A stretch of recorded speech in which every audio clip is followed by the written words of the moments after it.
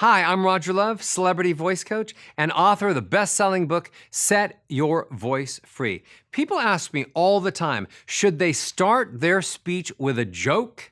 And I want to answer that question for you right now and make it a part of a bigger picture answer so that you really understand of how I think humor should be involved in the way that you communicate, in the way that you speak, in the way that you present the best of who you are, the most authentic parts of who you are. So whether you're speaking on stage or whether you're talking in a conference room or at work or on the phone, I want you to understand how humor, and more specifically, how your type of humor should fit or not fit into general communications and presentations. First of all, I like to try to help people figure out where their earliest parts of funny came from. For example, one of my students was a 50-something-year-old business person who seemed to always be a little bit off color, way over the top, shock humor when he would speak, when he would be in meetings, when he would be on stage, when he would make presentations. His humor was very shocking, sometimes off color. And I sat down with him and I said, I really want to think about where this type of humor, this shock humor, came from.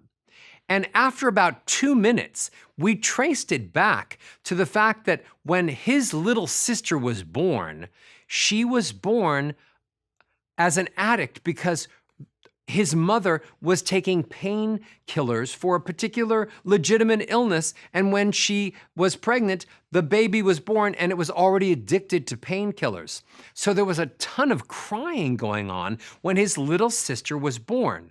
So he was just a little bit older than that, but he would come up to the crib and he would try to find any way that he could possibly do something to make his little sister stop crying, to make his little sister laugh. So he'd make funny faces and funny movements, and he'd make loud sounds, and he would do all of this kind of jolt stuff and surprise things, and she would stop crying, and she would laugh at him when he would make all those funny faces. Fast forward, the guy's 50 years old, he's talking to everybody, and he's trying to shock people into laughing. He's still doing shock, funny face humor and not realizing that in his subconscious, he's just trying to entertain his little sister, and that kind of humor was actually making people not think he was funny, not think he was charming, not think that he was authentic.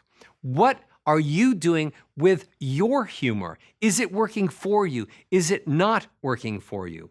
I generally am thought of as a very humorous speaker, but never in my entire life that I can remember on stage in conversations would I tell a joke to start a speech, to be in the middle of the speech, or the end of the speech. I don't look for jokes to be funny because I'm not a comedian. I am someone who looks at a particular situation that I am in, that I am witnessing, that I am seeing, that I am experiencing, and I try to find the lighter side of it. I try to look at every situation and look for the happy, look for the humorous, look for the silver lining. So when people are talking to me or when I say something, I'm always trying to put my spin on it, that things are not as serious as most people believe. This isn't the end of the world. This is still a great day because I got up. People say, Roger, you seem to always be so happy, so cheerful. And I say every single morning I get up with a smile on my face. And they're like, why? We don't want to get out of bed. What are you so happy about? And I said, because when my eyes open and I realize that I'm breathing and I get another day to be alive, and there's my beautiful wife, and then I'm gonna see my beautiful kids, and the dog's gonna lick me on the mouth, and she's a fantastic kisser.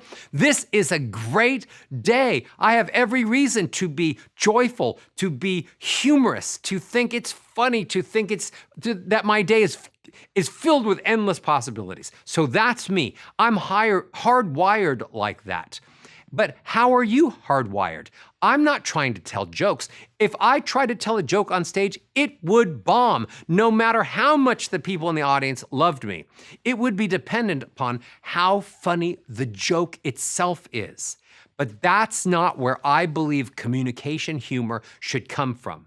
I believe our job as a great speaker is to help people go back to the emotional place of the story. So for example, I'm telling a story about me jumping out of a plane, or I'm telling a story about me driving in a race car and being scared to death because I'm going 250 miles an hour and I was never trained as a race car driver. My job when I'm telling this story is to engage the audience, engage the listeners, and to put them in the same mindset that I'm in while this is happening. That's how you connect with people. That's why people tell stories when they're talking to people. That's the most engaging person in the world, is the person who can engage you by talking about things that have happened, bringing stories up, and making you feel like you were there. But how do you feel like you were there? Because you're seeing the person experience it. So there I am, jumped out of the plane, and all I can think of is, ah! But I sing pretty high, but I have suddenly hit notes that are higher than my dog could make. And I didn't even know my vocal cords could make that. So my job is to put you emotionally back in that place where the story happens. Now, if you're feeling like you're in that place with me where we've just jumped out of the plane, we're trying to survive, and we're looking at the positive side, if I get you in that emotional side with me, then if I find the funny in it, and you're already there connected with me emotionally, you're going to find the funny in it too. You're going to first see it through my eyes, and then you're going to see it through my heart and my emotions, and then you're going to feel what I feel. So the best way to be humorous is to learn how to bring people emotionally with you on how you feel, so that when you feel happy, they feel happy. When you think it's funny, they think it's funny. When you think it's sad, they think it's sad. You take them through all of these emotions. What's the absolute best way to do that? To understand how the building blocks of voice that I teach influence how people feel, and if you can make them feel what you feel. I use melody specifically. Melodies that go up. If I want people to feel happy, I use melodies that go from low notes to high notes. And there I was in the back, and now here I am, and all of the notes go like that. And when I'm using melodies that go up, which are called ascending melodies, they're starting lower and they're going higher, it makes people happy. If I want someone to be sad, I use a lot of descending. Oh, it's my birthday. It's okay, you didn't get me a present. My name is Roger Love. The melody of my voice can make people happy or sad. I can go fast or slow, the pace of my voice. Oh my God, there I was, and here, this is what happened, and you cannot imagine that. So now my pulse is racing, and now you're following it with me, and your pulse starts to raise too, and your blood pressure starts to go up because I'm speaking faster. Or I start to speak really slowly, and you start to feel the emotions of patience, the emotions of slowness. Your blood pressure slows.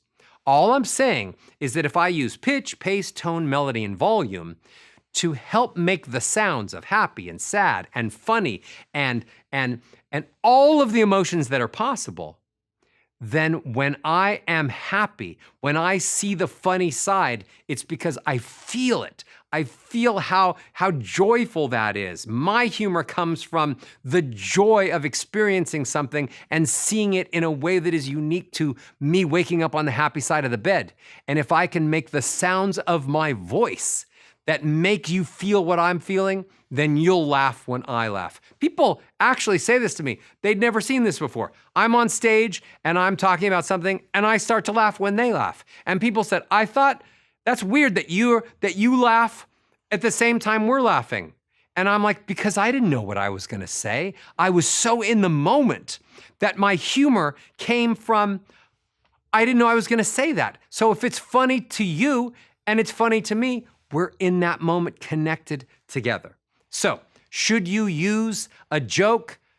No, not unless you're a professional comedian. Should you use your voice, the melody, the pace, the tone, the volume of your voice to connect with people emotionally so that when you feel it's funny, they're already connected to that emotion. So when you feel it's happy and joyous and fun, they're already connected to that because your voice led them there. And the authenticity and the connection between you and them is humorous and funny. So don't look for jokes. Look for transparency. Don't look for jokes. Look for authenticity. Don't look for jokes. Display happy. Share happy. The fun will come from that. The funny will come from that. You are funnier than you think, and you don't have to try so hard.